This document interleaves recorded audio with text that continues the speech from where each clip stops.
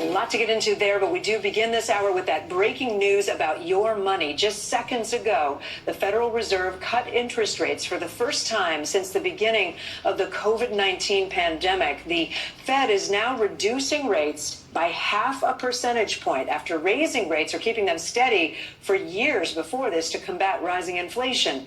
Everyday essentials like food, gas, housing are still expensive, as you know, but the increase in prices in the U.S. has been steadily coming down since inflation peaked about 2 summers ago, prompting this action today and leading us off this hour. Yes, so welcome back to another episode. So hope you had a fantastic day yesterday. So yesterday, the 18th of September, I did say it was going to be a big deal if you followed my videos on Monday and Tuesday. Yesterday I just took the day off. I just wanted the day just to go by, just to read the news, look out for this Federal Reserve meeting. Over here was in Europe about 8-9 p.m. in the evening, and over in the States probably I think it was 2 p.m. So big surprise for majority. I did read that most were expecting a 25 basis points hike, interest rate cut, and it actually was 50 basis points. So if you don't know what 50 basis points, it's basically 0.5% that the Federal Reserve cut. So the key takeaways basically from this is that the Federal Reserve cut its influential federal fund rates by 50 basis points or 0.5%. This is the first cut to the central bank's key interest rate since 2020. So with this rate cut, borrowing costs for all kinds of loans should decrease. Hiring has slowed down over the past few months as high interest rates have started slowing the economy. So we should have more people being hired over the next year, 18 months for different jobs. Lower rates mean business loans are more affordable and employers may be more encouraged to hire. So I mean, this is a big thing since 2020. What does it mean for mortgages, car loans, or the debt for you out there? Well, a cut will basically bring some relief to the borrowers, though it will likely mean that some banks knock down the rates they are offering savers too. So mortgage rates in the US have already dropped a bit, partially in anticipation of the move. So this is a big deal. I did talk about this on Monday and Tuesday. So in terms of the global market, I mean, it's going to be, we're going to have the US elections in November, and normally US election time, I mean, there's not a massive drop in the market. They just don't let it happen, especially during the US election. So if we're going to have a financial crash one day, it's not going to be anytime soon. My thought on that, I mean, eventually we're going to have a huge financial crisis.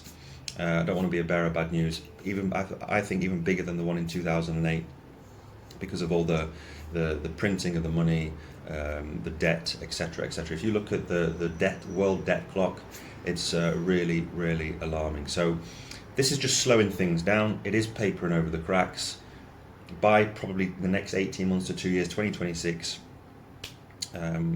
we could be looking at a global financial crisis. So if you're not into crypto at the moment, if you're not in Bitcoin, then now is the time to hedge against the rest of the markets, against the banks, etc. So if you're not into Bitcoin, into crypto, why not do your research? Don't just listen to a random guy on YouTube.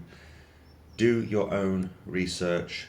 And of course, everything I say is only for educational purposes only. Don't trade or invest based on what I am doing or what I say.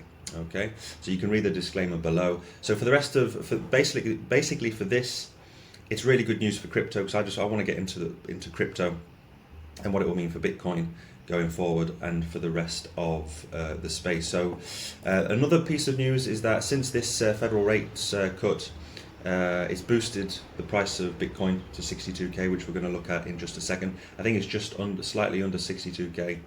Trump also made headlines by purchasing more burgers using Bitcoin, highlighting growing crypto adoption. So a lot of analysts are predicting Bitcoin will probably break 65k to continue its bullish momentum. So yesterday I was really hoping for a 50 basis points, not the 25, so that 0.5% is great for crypto for this bull cycle.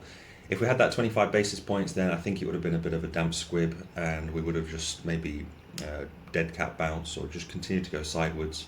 But with that 50 basis points, that 0.5%, it means a great deal in the world of crypto. So on Tuesday, I think when I did my video last time, we were stuck in this range between 60,000 to 58,000, and what is basically happening now. So you can clearly see on the daily, let me just zoom in. There we go. We have smashed through it, and I did say that most likely we would travel, if we get through it, we'll most likely travel, before you know it, very, very fast over the next few days, even a week or so, 10 days, back up to our target of this bull flag, all the way at 66 to 67,000 US dollars. So we have smashed through this 60k level, which is fantastic. Now what I'm looking for on the daily, on the 4 hourly time frame, is to get some sort of bounce off the 60 or 61,000. So it would be great if we're going to continue this momentum. I mean, we have a beautiful W pattern here to spring us higher, but what would be good right now is to get a bounce off that 60k level, get a retest, or 61k level, 61, because of this some support here now. I should turn this into green. It's no longer red because now it's acting as clear support. Let me just get rid of this one. So yeah, it'll be fantastic if we do get a bounce off the 61 or $60,000 level, and then we can start heading towards that $64,000 level, because we do have this resistance right here. So that will, maybe we don't go straight through the 64k, but it will act as resistance here at 64,000, even possibly 65k. So we did have that double top here on the lower, if you look at the lower time frames, we did have a double top back in August, and then we obviously came all the way down to 52,000 US dollars. I think it went lower than 52, but anyway, it's really good for the market. What's happening right now, that news, the traditional markets are in the green today. You just have to look at the S&P 500 and the other markets out there, and yeah, so Bitcoin is following the rest of crypto. Let's just look at crypto bubbles, see what's going on here for the daily, and everything is in the green because of that news. So it's great for the week. I mean, for the week, if you're into any of these coins, then you are up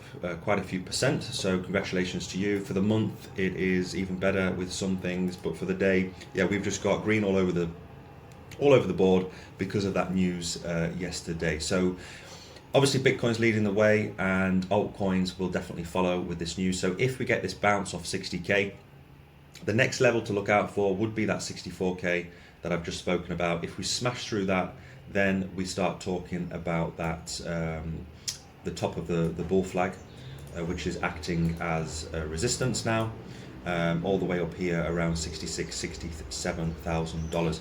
And like I said on Tuesday, if we go through this resistance here, then in my opinion, we're going to travel really, really fast back to our old all-time high.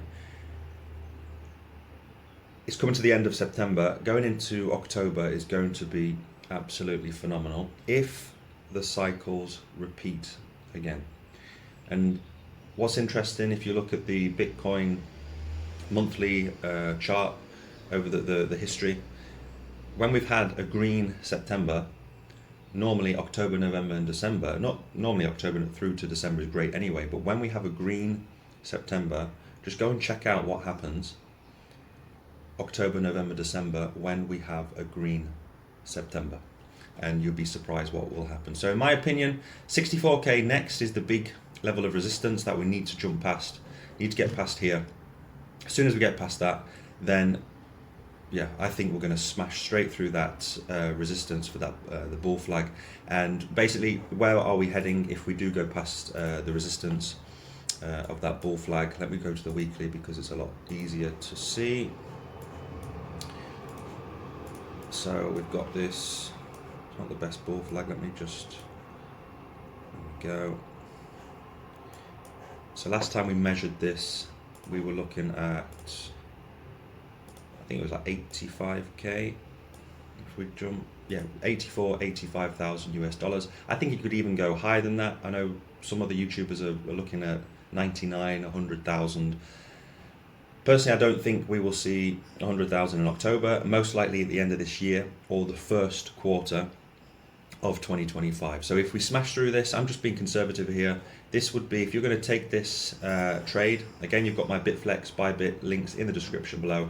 Wait for that clear breakout, that we've smashed through this resistance, and then you can make this trade of 25% using leverage, 10x leverage. Be careful using leverage. Of course, you can go short, you can go long on Bybit and Bitflex.